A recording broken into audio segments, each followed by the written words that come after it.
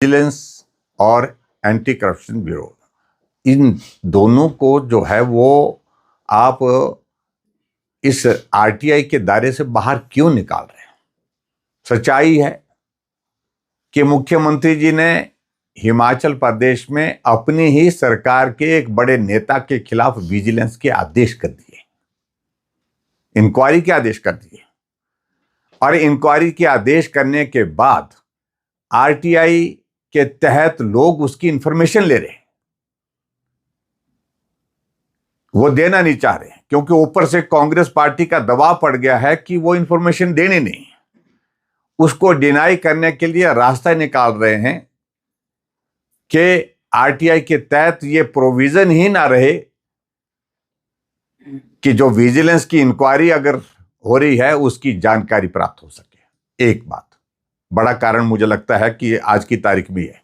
दूसरा, सीधी सी बात है, वो एक कोशिश कर रहे हैं कि आने वाले समय में कुछ ऐसी चीजें, यानी कि जो एजेंसीज हैं इन्वेस्टिगेशन के लिए, उनका दुरुपयोग करने की मानसिकता दिख रही है, और इसलिए आजकल वो सार्वजनिक मंचों से कई तरह की बातें कह रहे हैं।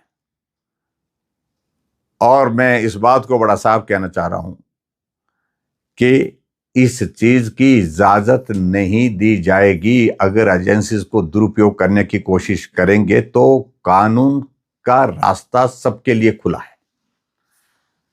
इसलिए मुख्यमंत्री इन सारी चीजों को लेकर के उस तरह का प्रयास ना करें, और खासतौर से जहां ह्यूमन राइट्स की वायलेशन होती है वहां आरटीआई बड़ी स्पष्ट कहती है कि उसको आप रोक नहीं सकते हैं। आरटीआई में कोई इंफॉर्मेशन लेता है तो आपको वो देनी होगी।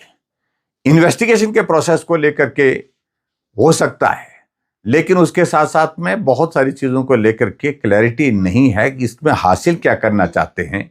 यही बात वो अपने आप में मुझे लगता है कि उनको भी क्लैरिटी नहीं है, उनको भी स्पष्टता नहीं है।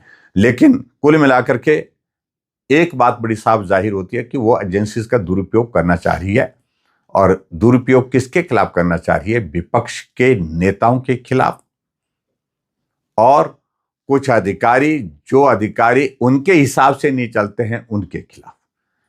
और इन सारी चीजों को लेकर के मैं यही कहूंगा कि इससे प्रदेश का हित कतई नहीं होगा। आज की तारीख में प्रदेश में बहुत सारे इश्यूज हैं जिनका समाधान होना चाहिए, संकट का निवारण होना चाहिए। आर्थिक संकट में प्रदेश है, उससे प्रदेश को बाहर कैसे निकाले, इस पर काम करना चाहिए। सर